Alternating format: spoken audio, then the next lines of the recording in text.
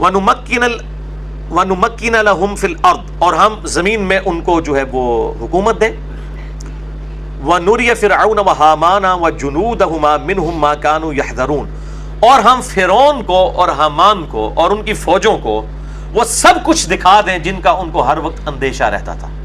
ظاہر ہے جو ظلم کا نظام قائم کیا ہوتا ہے اس کو ہر وقت یہ اندیشہ تو رہتا ہے کہ کہیں ایسا نہ ہو کہ ہماری حکومت خطرے میں پڑ جائے، کہیں بنی اسرائیل دوبارہ سے حکومت پہ قبضہ نہ کر لیں.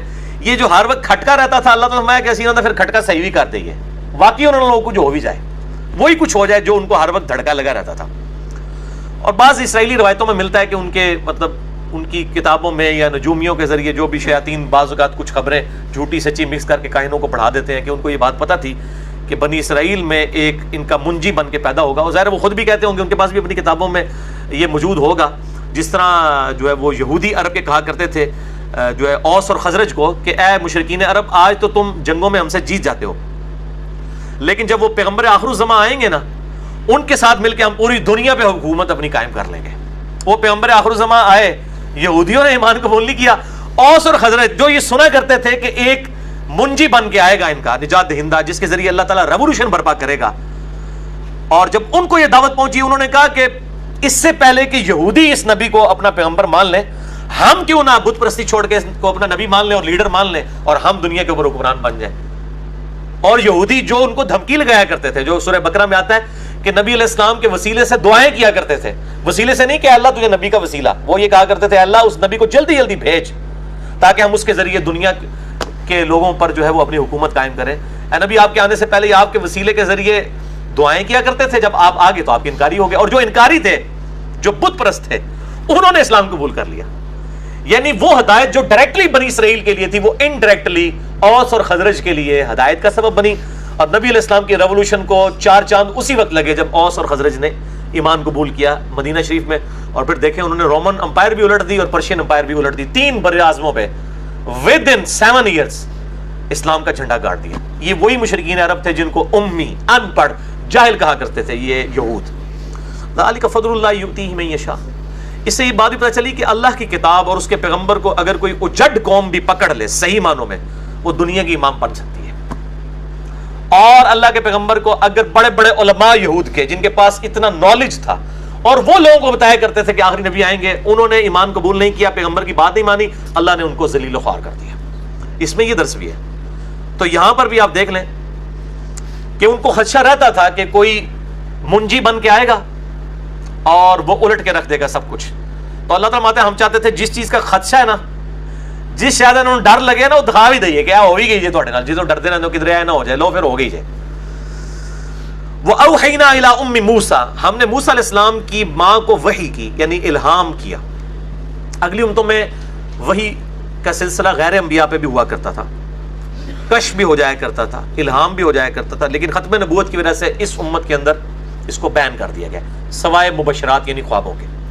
اگلی امتوں میں غیر اللہ کو سجدہ تعظیمی بھی ہوا کرتا تھا، لیکن توحید کو کامل کرنے کی برکت سے اس امت میں غیر اللہ کے لیے سجدہ تعظیمی بھی حرام ہو گیا، جو فرشتوں نے آدم کو کیا یا یوسف علیہ السلام نے ان کے بھائیوں کو ان کے بھائیوں نے کیا. تو میں اس لیے کہتا ہوں کہ ختم نبوت کی برکت سے کشف اور الہام ختم ہو گیا اس امت سے، اور توحید کو کامل کرنے کی برکت سے سجدہ تعظیمی بھی ختم ہو گیا، تاکہ کوئی شخص یہ دعویٰ نہ بعد میں کر سکے کہ جی وہ حضرت موسیٰ کی ماں کو بھی تو وہی ہوئی تھی، جسے علامت قادیانی مثالیں دیتا ہے. تو اس کانٹیکسٹ میں نے 3 گھنٹے کی گفتگو کی ہے. مسئلہ نمبر 6A اور 6B، کشف، الہام، خواب، علم الغیب، ان سارے ٹاپکس کے اوپر میں نے ڈیٹیل ڈسکشن الحمدللہ کر دی ہے. وہاں پہ بھی میں نے ان آیات کو کوٹ کیا تھا اس ڈسکشن کے دوران، سورۃ الانعام کی آیت نمبر 50 کے دوران. اور ہم نے وہی کی موسیٰ علیہ السلام کی ماں کو، جیسا کہ حضرت مریم کو بھی ہوئی جو عیسیٰ علیہ السلام کی والدہ تھی. یہ بھی ہر بندے کے ساتھ وہی کا معاملہ نہیں ہو رہا، نبیوں کی ماؤں کے ساتھ ہو رہا ہے. یہ عام جو ہے وہ عام لوگوں کی بات نہیں ہو رہی ہے. ان ارضعیہ، کہ موسیٰ علیہ السلام کی والدہ کو کیا وحی کی جائے، یعنی کہ جب ان کے گھر بچہ پیدا ہوا، اب ظاہر ان کو یہ خطرہ تھا کہ اس بچے کو تو قتل کر دیں گے، وہ بچیوں کو زندہ چھوڑتے تھے. تو اللہ تعالیٰ نے ان کی دل کی ڈھارس بندھائی کہ یہ بے خطر اس کو تو دودھ پلاتی رہے. فَإِذَا خِفْتِ عَلَيْهِ، اور جب تجھے یہ خطرہ ہو کہ فرعونیوں کو پتہ چل گیا کہ اس گھر میں کوئی بچہ ہے، یا کہیں خبر نہ لیک ہو جائے کہ وہ آ کے بچے کو قتل کر دیں، فَأَلْقِيهِ فِي الْيَمِّ، تو تم اس کو ڈال دینا دریا میں. اب یہ بہت بڑا جگر گردے کا کام ہے ایک ماں کے لیے کہ وہ دودھ پیتے بچے کو بالکل بے یار و مددگار ایک لکڑی کے تابوت میں رکھ کے اللہ کے اوپر توکل کرتے ہوئے جو ہے وہ پانی میں ڈال دیں. بڑا مشکل کام ہے جب تک کہ اللہ تعالیٰ پورا کانفیڈنس نہ اس کو دے. اور اس وقت یہ ہوتا تھا کبھی فرشتہ سامنے آ کے یا اس کے دل کے اندر سے آواز آ گئی یا اس کے اوپر اس حد تک روب طاری ہو گیا کہ وہ ماننے پہ مجبور ہوگی کہ واقعی اللہ تعالیٰ کی طرف سے ہے. ولا تخافی اور نہ ڈرنا, ولا تحزنی اور نہ غمگین ہونا, انا رادوہ الیک بے شک ہم تیرے بچے کو واپس تیرے تک پہنچا دیں گے. یہ تو اللہ کے کام ہے نا جی کہ مطلب دریا میں سے بچا کے اور ایسے سرکمسٹانسز میں سے گزار کے فیوریبل کر دیں گے حالات و واقعات کو کہ تیرا بچہ تیرے پاس واپس آ جائے گا. وہ خود چاہتی تو حفاظت کر سکتی تھی فرعونیوں سے, چاہے جتنے مرضی باڈی گارڈ بھی رکھ لیتی, فرعون کی فوج کا مقابلہ ہو سکتا تھا. اور اللہ تعالیٰ نے بغیر باڈی گارڈ کے بچہ واپس پہنچانا تھا اس کی ماں تک. واللہ خیر الماکرین, اللہ کی خفیہ تدبیر. وَجَاعِلُوهُ مِنَ الْمُرْسَلِينَ اور ہم اس کو رسول بنانے والے ہیں. ہوئے ہوئے ہوئے ہوئے. اب یہ اس بڑے لیول کی وحی تھی حضرت موسیٰ کی ماں کے اوپر کہ اللہ نے یعنی بتا دیا کہ جس نبی کا تمہیں انتظار ہے وہ تیرا ہی بچہ بننے والا ہے. اب ظاہر اس کا کانفیڈنس لیول تو ہوگا نا کہ یہ پیغمبر ہے تو پھر اللہ نے بات کرنی ہے, تو وہ اس پھر کانفیڈنس لیول پہ جائیں گی کہ وہ لکڑی کے تابوت میں رکھ کے دریا کی موجوں پہ اس کو بہا دے. بڑے بندے کو جس کو تیراکی نہ آتی ہو اس کو آپ دریا میں اس طریقے سے کر دے تو وہ بھی جناب چیخیں مار مار کے مر جائے گا. چھوٹے بچے کو تو چھوڑ دیں, اور اس طرح ایک ماں کے ہاتھوں سے یہ کام کروانا, تو وہ بہت کانفیڈنس اللہ تعالیٰ کی طرف سے ان کو حاصل ہو گیا. فَالْتَقَطَهُ آلُ فِرْعَوْنَ پس دریا سے نکال لیا فرعون کے گھر والوں نے اسے. لِيَكُونَ لَهُمْ عَدُوًّا وَحَزَنًا بڑا لٹریچر کا جملہ جی یہ. اللہ تعالیٰ فرماتا ہے کہ فرعون کے گھر والوں نے, اس کی بیوی نے اس بچے کو دریا سے نکال لیا تاکہ یہ بچہ بڑا ہو کر ان کا دشمن اور ان کے لیے غم کا باعث بنے.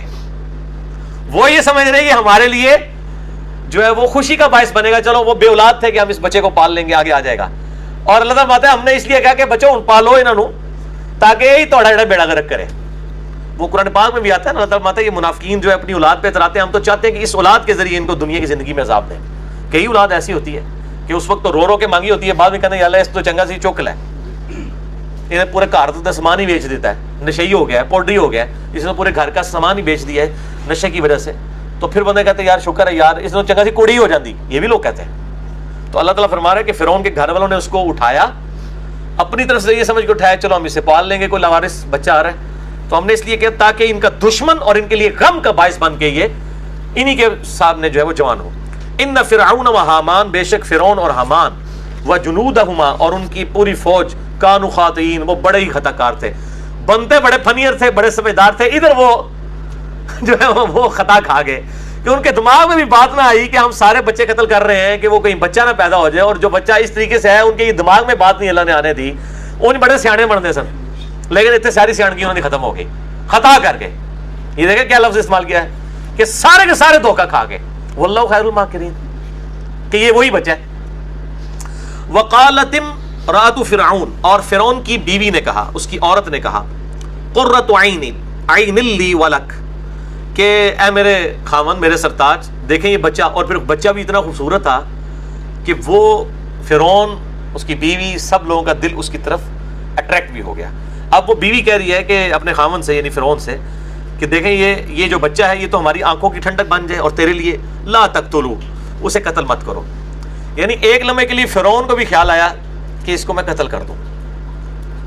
ہو سکتا ہے کہ یہ بنی اسرائیل میں سے ہو, لیکن بیوی نے سفارش کی کہ بھئی یہ مطلب کنفرمیشن تو نہیں ہے. پھر دوسرا بچہ بھی اٹریکٹ فل تھا, اللہ نے اس کی محبت ان کے دل میں ڈال دی. تو بیوی نے کہا کہ اسے قتل نہ کریں, عسیٰ ان ینفعنا ہو سکتا ہے یہ ہمیں نفع ہی دے دے. اس کو واقعی نفع دے دیا, بیوی مسلمان ہوگی آسیہ. وہ سورہ التحریم میں آتا ہے نا کہ دو عورتیں تھیں جو ہمارے دو بہترین بندوں کے انڈر تھیں, لیکن وہ کافرہ تھیں, وہ بندے ان کے کام نہیں آئے. عورت نوح کی اور عورت لوط کی علیہم السلام. اور پھر اللہ تعالیٰ نے کہا دوسری طرف فرعون کی بیوی تھی جو نیکوکار تھی, اس نے اللہ سے دعا کی. اور دوسری مثال دی سیدہ مریم کی علیہم السلام اجمعین. تو ہو سکتا ہے ہمیں یہ نفع دے. او نتخذہ ولدا وہم لا یشعرون, یا ہم اسے اپنا بیٹا ہی بنا لیں, ہے بے اولاد تھے اولاد کی ظاہر ہے ہر ماں باپ کو خواہش ہوتی ہے، چلو ہم اسے جب تک ہماری اپنی اولاد نہیں ہوتی ہم اسے اپنی اولاد ہی بنا لیں گے. وَهُمْ لَا يَشْعُرُونَ، لیکن وہ اس انجام سے بے خبر تھے، ان کو شعور نہیں تھا کہ یہ اپنی موت خود پال رہے ہیں. فرعون کی موت ہی بنے نا موسیٰ علیہ السلام. اللہ فرماتا ان کے شعور میں بھی یہ، کہیں گمان میں بھی یہ بات نہ آئی کہ یہ جناب کیا ہو رہا ہے، اسی بندے نے کام پا چھڑا ہے ساڑھے نال. اللہ اکبر.